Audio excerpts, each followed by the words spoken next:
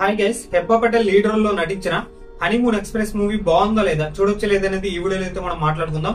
Actually ఈ movie ఈ year June లో అయితే రిలీజ్ అయింది. కాకుంటే జూన్ లో కల్కి 2898 మూవీ రిలీజ్ అవ్వడం వల్ల ఈ మూవీని అయితే వాళ్ళు పట్టించుకోలేదు. ఈ మూవీని థియేటర్ నుంచి లేపేసినట్టున్నారు.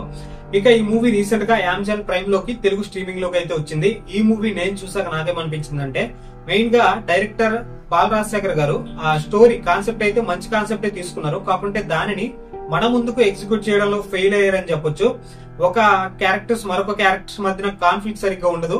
అలానే మూవీలో అప్కమింగ్ ప్రొసీడింగ్స్ అంత స్ట్రాంగ్ గా ఉండదు అనమాట.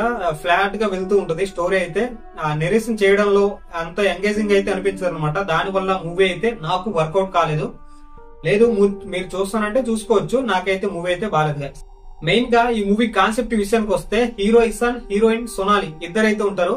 వీళ్ళిద్దరు మైండ్ సెట్స్ కి అసలు సంబంధం ఉండదు. ఒక్కొక్కరు మైండ్ సెట్ ఒక్కొక్కలా ఉంటది అనమాట, నెగిటివ్ మైండ్ సెట్స్. అయినా వీళ్ళిద్దరు ఇష్టపడి పెళ్ళైతే చేసుకుంటారు, లవ్ చేసుకుని. ఇక అందరి లైఫ్ లాగే వీళ్ళ లైఫ్ లో కూడా కొన్ని ప్రాబ్లమ్స్ అయితే వస్తాయి. ఆ ప్రాబ్లమ్స్ లో వీళ్ళు ఒక హ్యాపీగా ఉన్న ఓల్డ్ కపుల్ ని చూసి ఇన్స్పిరేషన్ గా తీసుకుని వాళ్ళగా లైఫ్ ని లీడ్ చేయాలనుకుంటారు హ్యాపీగా. తర్వాత వీళ్ళైతే ఒక హనీమూన్ ప్లాన్ అయితే ట్రిప్ అయితే ప్లాన్ చేస్తారు. తర్వాత హనీమూన్ తర్వాత వీళ్ళ లైఫ్ ఎలా సాగింది, వీళ్ళ లైఫ్ హ్యాపీగా లీడ్ చేస్తారా లేదా అనేది రిమైనింగ్ పార్ట్ మొత్తం మీరైతే మూవీలో చూడొచ్చు. ఇదైతే మూవీ కాన్సెప్ట్. ఇక మెయిన్ గా ఈ మూవీలో డైరెక్టర్ దెబ్బేశాడని చెప్పొచ్చు. డైరెక్టర్స్ రైటింగ్ లో పోయింది గైస్. ఈ మూవీ అయితే స్క్రీన్ ప్లే అయితే సరిగ్గా రాసుకోలేదు.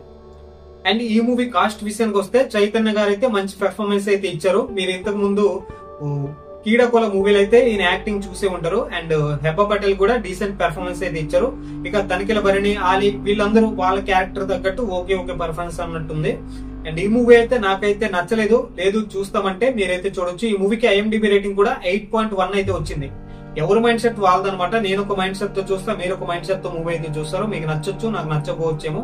మూవీని అయితే చెక్ చేయండి. నాకైతే నచ్చలేదు. ఇది ఈ మూవీ రివ్యూ అయితే. ఇటువంటి మరెన్నో రివ్యూస్ కోసం మన ఛానల్ ని సబ్స్క్రైబ్ చేసుకుని వీడియోని అయితే లైక్ చేయండి గైస్.